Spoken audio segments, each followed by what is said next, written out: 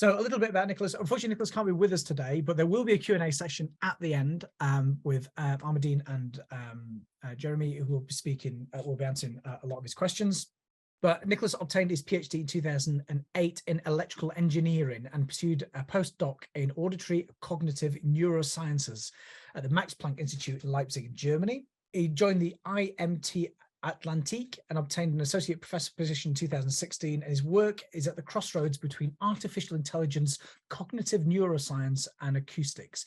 Nicolas' contributions include the development of innovative methods to study sound and the brain using signals on graphs and deep learning. Nicolas uses deep learning architecture to learn sound representation in various contexts, from understanding of brain activity to the study of biological processes such as breathing, and more importantly, ecoacoustics.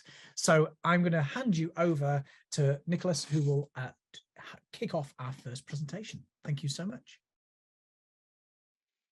Hi, everyone. Welcome to this webinar. My name is Nicolas Farrugia, and I will do the first part of this presentation about silent cities.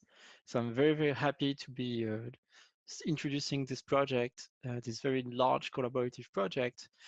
My name is Nicolas Farrugia. I'm a researcher in the IMT Atlantique, and I will give you an overview of silent cities. So silent cities has been initiated by 5 people, so myself, as well as Samuel Chaléa, Amandine Gasque, Nicolas Pajusco, and Jérémy Froidevaux.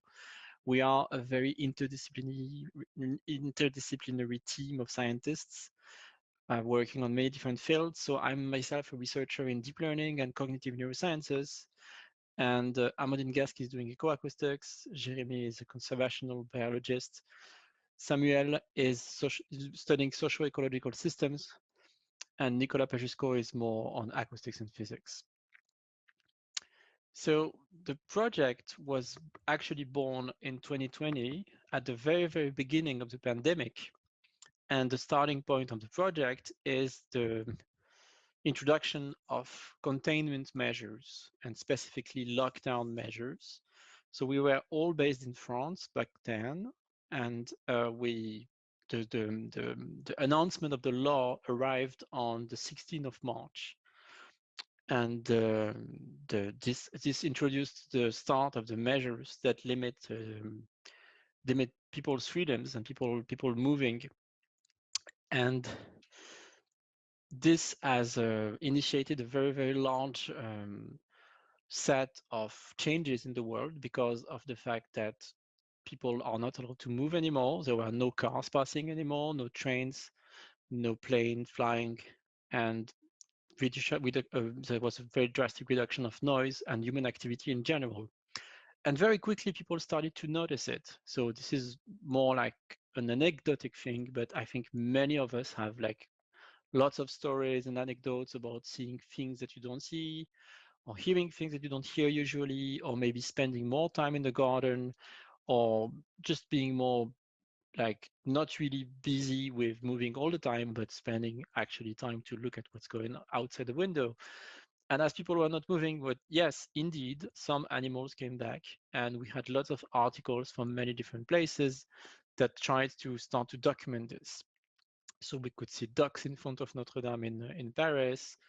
There was like more birds. Bird watching has like been more popular back then, and that was like kind of seen as a kind of a change to look at how nature evolves in cities. And that's something that was noticed, but the initial idea of the project actually came much before that. And the initial idea was actually something quite different, because Samuel was like working on Amandine with a project, and they thought that maybe because of the reduction of activity, that could be an occasion to kind of calibrate the correspondence between like the economical level, the economical activity of a city, and the noises of humans, so anthropophony.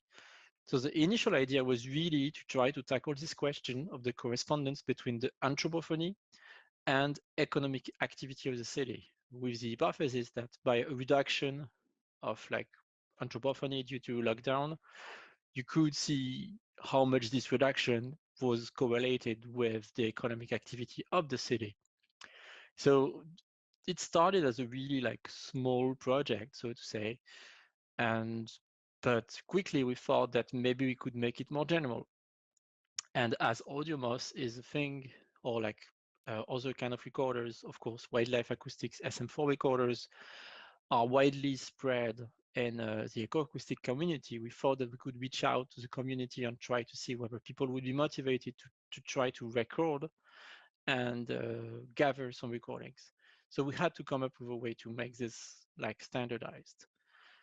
So quickly we thought that actually, if we managed to do this, that would be a lot of, that would have a lot of implications, and that would have lots of interesting applications. First, if you really look at it in terms of machine learning, having such a global set of recordings all over the world would be interesting for asking questions on generalization in sound event recognition, because if we gather sounds from many different places with like different recording conditions, different acoustical conditions, reverberation or placement, soundscapes, that would be kind of a very nice benchmark to test how general we can recognize sounds in many different environments. If we think of bioacoustics, such a data set is maybe a way to improve the ecoacoustic indices that we already use, but to improve them in urban environment, because the ecoacoustic indices are not really tailored for urban environment use. Another application would be to really study the effect of lockdown on the soundscapes. So of course, that's the question that is of interest for a lot of people. That's the kind of questions we get asked a lot about what we could do with this data set. In terms of like organization of territories, territorial sciences, we could study the level of academic activity and anthropophony or noise pollution. And we could also go a bit further in environmental sciences, try to study like the perception of different soundscape configurations in urban social ecosystems using this data set. So the recording and measurement protocol was as follows. So as I said before, we had to come up with a way to make it easily adoptable by academic researchers in ecoacoustics, by ecologists, and make it rely on devices that are widely spread, that are used by the community. So the two mostly used devices that were out there is the Open Acoustic Audio Mouse, which is like a low-cost device, recording device that enables to do autonomous recording, and obviously Wildlife Acoustic SM4, which is more a high-end device with like a higher quality. But also other people reached out and wanted to record, but didn't have any of those devices. So we allowed people to have like other kind of recording device as long as they are programmable. The recommended parameters that we asked for recording was 48 kilohertz mono recording, 1 minute every 10 minutes, and low gain to be able to bear with the fact that we're going to have some anthropophony. We're going to have some cars passing, going to have a little bit of like trucks, maybe trains in some places. So we need to have a gain that can deal with that. And the recording was set to be 24 hours, of course. So initially, we thought that the pandemic would look like this. So of course, looking back, we know that, of course, it's much more complicated, but let's say that, you know, we could think that with containment, we will have like less flows, less movement of people, then a gradual return to normal, and then normal again, post-crisis. So the idea was to try to record at different places during these 3 phases to be sure that the people who record continuously would actually get data from those 3 phases. Ideally, we would have liked to have data before containment, but people didn't record because they didn't have a reason to record, except a very few exceptions. We don't have recordings before containment, like before the start of the pandemic lockdown. So the expert protocol was tailored in a way that we cover the 3 phases. We had more like light protocol in which we asked people to have a little bit of recording in each phase, and then an open protocol in which people could do whatever they want. So then became then came like a really big challenge. How can we possibly set up such an ambitious global data collection under a pandemic lockdown? So you have to bear in mind that this project is completely self-funded. There was never any grant proposal or anything that was, any funding was acquired during the time of data collection and even in the 2 years following that.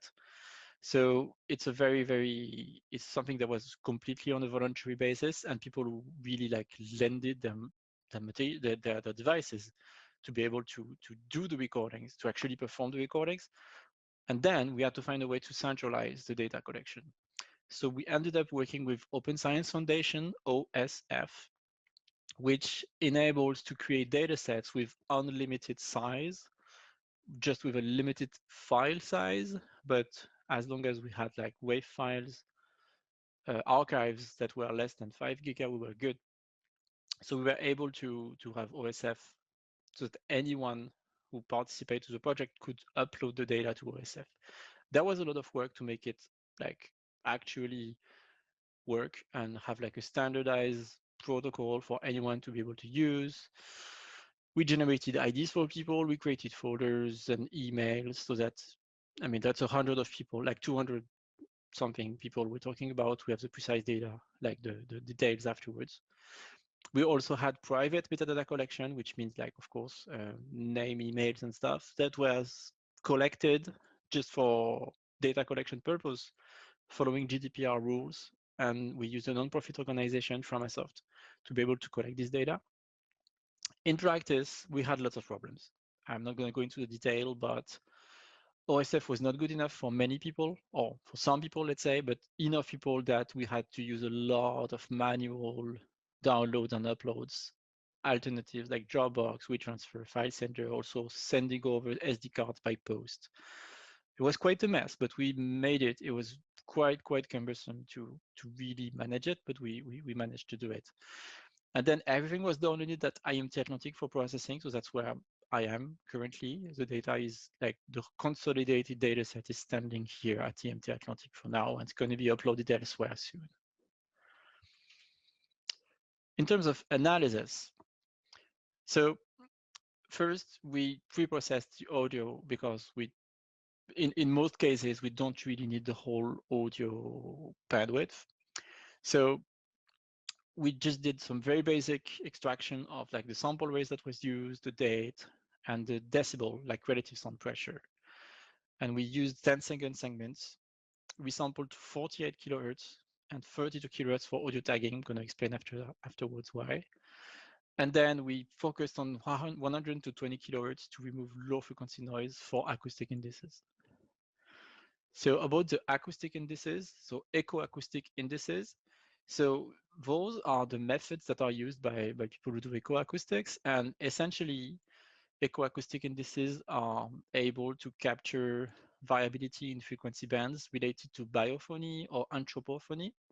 So I'm not going to go into the detail of each and every index that we used, but I just want to mention a few things. So we were interested in having a wide range of acoustic indices. So first, the decibel, just like the relative acoustic energy of the signal. Then where we had some other index which were more about only temporal variation over time, so the ACT and the dB. Some others which were more frequency related, acoustic complexity index and normalized difference soundscape index. Then we had more indices which were more related to entropy and frequency changes, which is the bioacoustic index and the entropy related ones. So these offer a quite wide range of echoacoustic indices which are sensitive, which are supposed to be sensitive at least outside of urban environment. They are supposed to be sensitive to changes in biophony and anthropophony. And we tested them with two different bands of processing. I think it's Jeremy who's going to talk to you more about that in one of the next part of this webinar. In order to validate the use of the echoacoustic indices, we asked people to do some manual identification of what's in the files. So participants were voluntary. They randomly selected 2 non-consecutive days and selected files recording at the beginning of each hour. So they had to annotate 48 files for 2 days. And they had to annotate the percentage of geophony, biophony, anthropophony, as well as the description of what's in the sounds. So for example, they had to annotate a certain percent, how long in the recording, like the 1 minute recording, if they were like 25 to 50% time, some biophony, and then they had to put some index on, was it like how many birds or insects or mammals with a certain scale. So like, for example, like also for geophony, the strength of the wind or strength of the rain or stuff like that. And for anthropophony, presence or absence of sounds, like sound of a car or like sound of someone walking, etc. So it's really like manual annotation. And these annotations are very, very, very useful for us to be able to validate that the data set is usable. And the third piece of analysis that is important that we did here is we did some audio tagging using artificial intelligence. So in detail, we used the audio set ontology, which is a set of 527 labels that describe sound in general. And we use the deep neural network pre-trained on audio set. So like a network that was being trained by someone else. And we used only a subset of audio set classes that matches specific categories for anthropophony, biophony, and geophony. So essentially, we used the manual identification indices that we asked people to do to annotate, and we matched them with audio set classes to be able to compare the results of audio tagging and manual tagging.